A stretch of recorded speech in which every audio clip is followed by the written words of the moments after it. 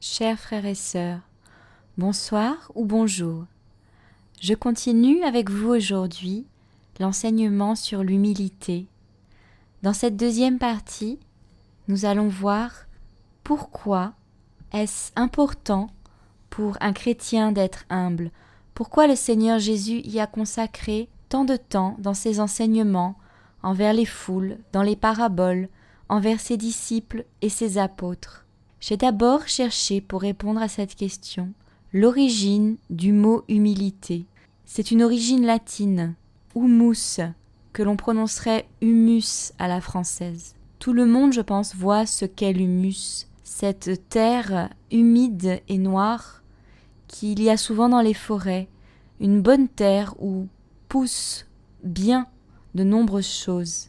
L'humilité, ça veut dire se mettre à terre, se mettre plus bas que terre, mais pas n'importe quelle terre, cette bonne terre où les choses vont pousser facilement et rapidement. La terre où l'on sème quelque chose est souvent utilisée comme parabole dans la Bible. Nous pouvons citer en exemple la parabole du semeur en Matthieu 13. Si vous ne l'avez pas en mémoire, je vous invite à mettre en pause la vidéo et à aller relire ce passage de Matthieu 13. Il y est dit que la terre représente le cœur de l'homme. D'ailleurs, nous l'avons vu dans la première partie, dans Matthieu 11, 29, quand nous avons parlé des attributs de Jésus. Il dit bien « Je suis doux et humble de cœur ».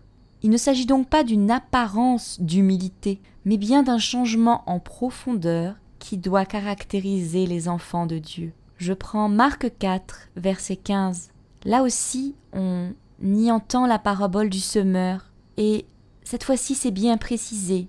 Et voici, ceux qui reçoivent la semence à côté du chemin, ce sont ceux en qui la parole est semée.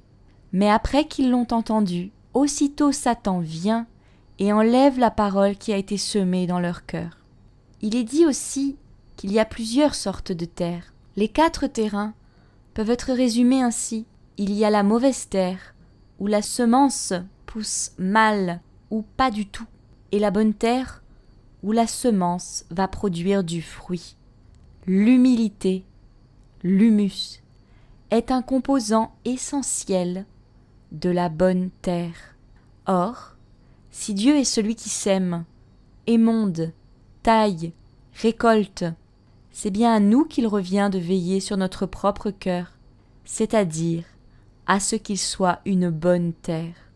Je prends Proverbe 4, verset 23. « Garde ton cœur de tout ce qu'il faut se garder, car de lui procèdent les sources de la vie. » Effectivement, la terre est la source de la vie, de tout ce que l'on y sème.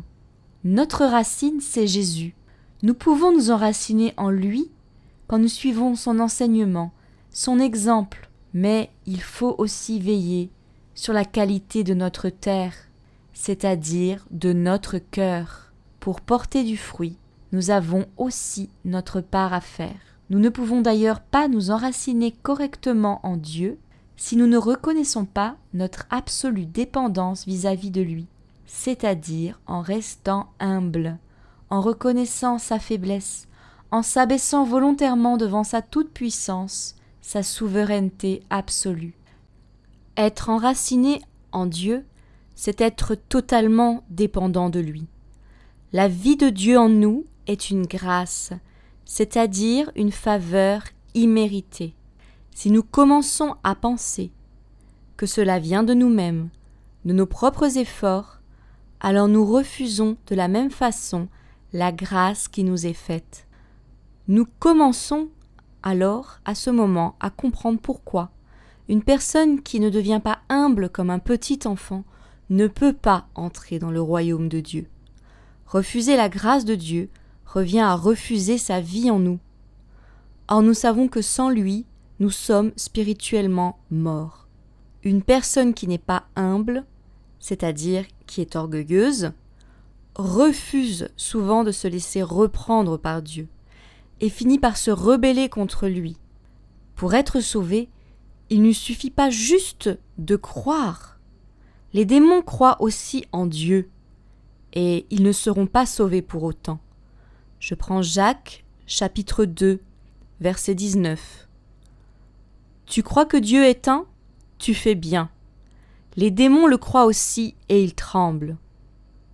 Il faut aussi garder ses commandements, l'aimer de tout son cœur. Et cela est impossible par nous-mêmes. Il faut reconnaître son impuissance à réussir cela soi-même et se laisser conduire, façonner, tailler par Dieu. Donc, se soumettre à lui totalement. La mauvaise terre, par opposition, contiendrait donc l'opposé de l'humilité, c'est-à-dire l'orgueil. Que possédons-nous par nous-mêmes qui nous permettent de porter les bons fruits ? Rien. Tout ce que nous avons obtenu de bon et qui nous permet de croître, la nouvelle naissance, les dons, les bénédictions, les grâces, les épreuves pour nous faire grandir, l'ouverture spirituelle de nos yeux, de nos oreilles, pour comprendre la parole qui vient de Dieu lorsque nous sommes enracinés en lui. Nous ne possédons rien qui mérite que l'on s'enorgueillisse. L'orgueil vient quand on se fie plus à soi-même qu'en Dieu. C'est donc une façon de rejeter Dieu, de refuser de saisir sa grâce infinie. On pense alors que l'on peut y parvenir grâce à soi. C'est donc oublier qu'aucun homme n'a pu y parvenir par lui-même. Sinon Dieu n'aurait pas eu besoin de venir en tant qu'homme sur la terre pour nous sauver, si nous-mêmes nous en étions capables. L'orgueil est le premier péché qui semble avoir été commis. En tout cas, c'est le premier qui est rapporté dans la Bible. D'abord par Satan, qui a voulu se faire plus grand que Dieu, s'élever au-dessus de Dieu. Je prends dans la Bible Ézéchiel 28, verset 17.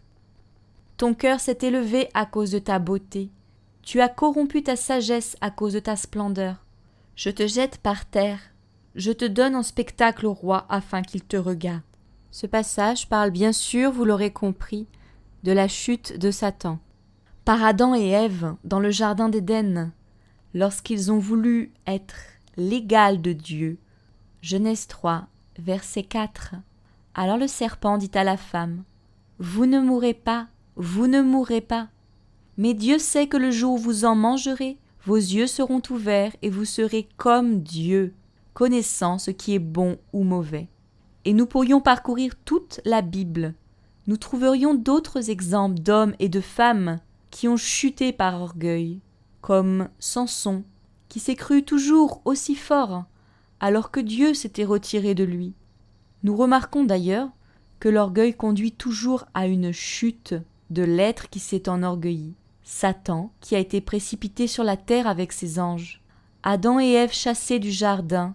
C'est aussi appelé la chute de l'homme.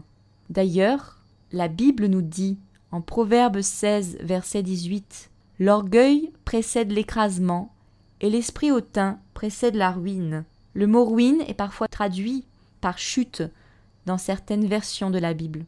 La mauvaise terre ne permet pas à l'arbre de bien croître.